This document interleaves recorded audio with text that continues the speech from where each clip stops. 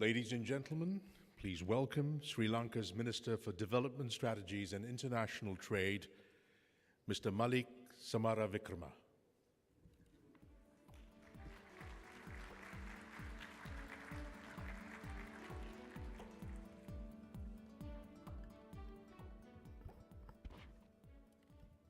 My good friend, His Excellency Minister Iswaran,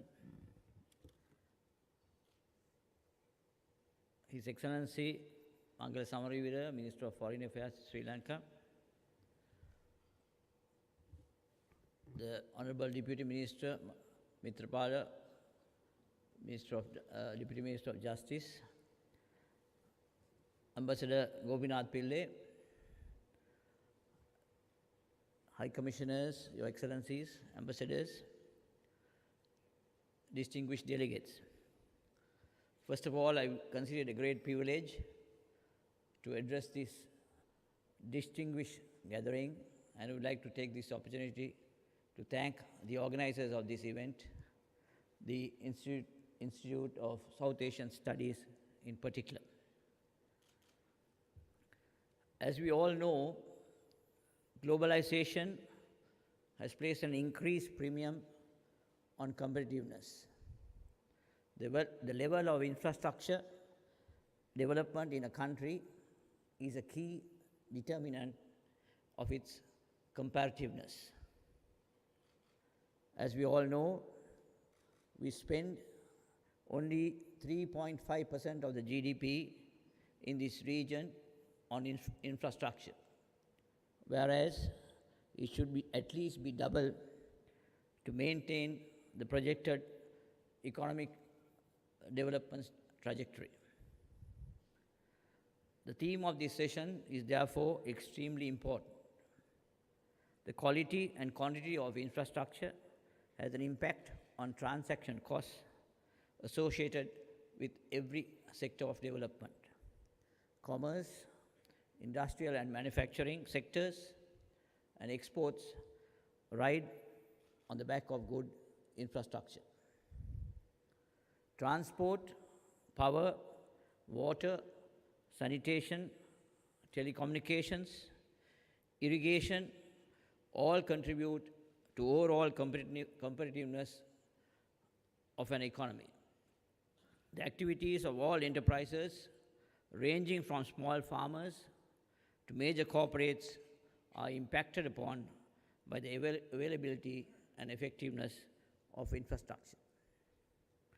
The quality of households, quality of life of households are also affected by the access to basic services such as electricity, water, and sanitation.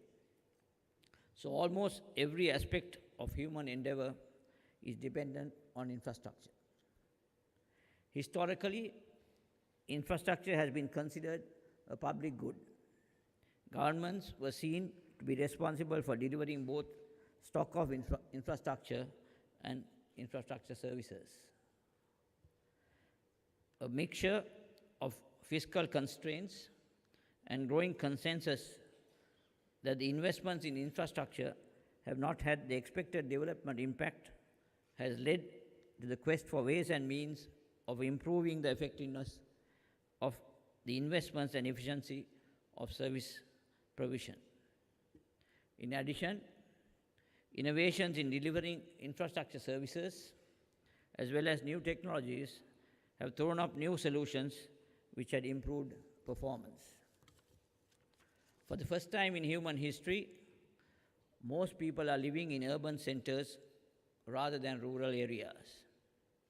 In addition, urbanization has accelerated rapidly in many Asian countries. This places enormous pressure in terms of the demand for infrastructure services in these rapidly expanding urban centers. Asian megacities are becoming even larger, and the second and third tier cities are also going to have to respond to the rise in the pressure for infrastructure. By one estimate, Asia requires investment of US $8 trillion in infrastructure investment during the period 2010 to 2020. In addressing this rapid increase in the demand for infrastructure, one has to focus on both the increase in the quantity of infrastructure stock as well as improving the quality of infrastructure services. It involves much more than planning and executing the required investment in infrastructure stocks. It involves tackling inefficiency and waste, both in investment and in the delivery of services, as well as responding more effectively to user demands. The kind of infrastructure which is built also determines the impact it has on poverty reduction. A large proportion of the poor live in rural areas, and the growth of farm productivity and non-farm rural employment is linked clearly to infrastructure provision. An important contributory factor to China's success with rural enterprises has been the availability of transport, power, and telecommunications at the village level. Infrastructure services that help the poor also contribute to environmental sustainability. Clean water and sanitation, non-polluting sources of power, safe disposal of solid waste, and better management of traffic provide environmental benefits for all income groups. The urban poor often benefit most directly from good infrastructure services because the poor are concentrated in settlements subject to insanitary conditions, hazardous emissions, and accident risks. In many rapidly growing cities, infrastructure expansion is lagging behind population growth, resulting in a deterioration of local environments. Inadequate maintenance has often been a costly failure of infrastructure providers in developing countries. The rates of return from World Bank financed road maintenance projects are nearly twice those of road construction projects. Poor maintenance can also reduce service quality and increase the cost for users. Failings in maintenance are often compounded by ill-advised spending cuts.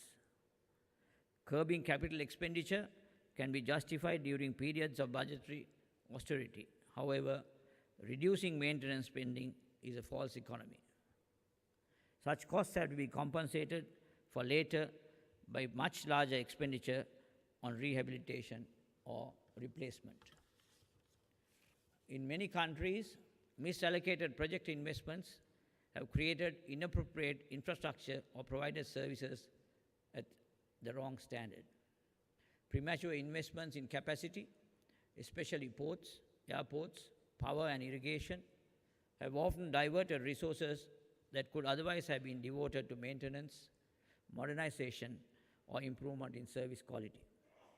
In some cases, public projects have been overambitious, placing a costly burden on the economy. In addition, waste and inefficiency also claim a large share of resources that could be used for delivering infrastructure services. Another important challenge is creating the institutional and organizational conditions that encourage suppliers of infrastructure services to be more efficient and more responsive to the needs of users. Three trends have influenced the way in which infrastructure development has been undertaken. Important innovations have occurred in technology and in the regulatory management of markets. Consensus has emerged on a larger role for the private sector in infrastructure provision. Greater concern now exists for poverty reduction and environmental sustainability. These developments have led governments to search for new ways of acting in partnership with the private sector in providing such services. Reforms in the provision of infrastructure services have also focused on three areas: wider application of commercial principles to service providers, the broader use of competition, increased involvement of users. These elements apply whether infrastructure services are provided by the public sector, the private sector, or through a public-private partnership. There are also 4 options for ownership and provision. A, public ownership and operation by public enterprise or departments. B, public ownership with operation contracted to the private sector. C, private ownership and operation often with evaluation. D, community and user provision. Implementing the foregoing institutional options and mobilizing financing to expand and improve services require carefully designed financing of projects. Foreign and domestic sources of finance will need to be tapped. However, there are limits to the capacity of an economy to obtain funds from abroad, especially loan finance. In the same way, there is no single option for infrastructure provision. There is also no single path for implementing reform. Middle-income countries with some capacity can implement all 4 major options. A number of countries are following this path for a wide range of sectors.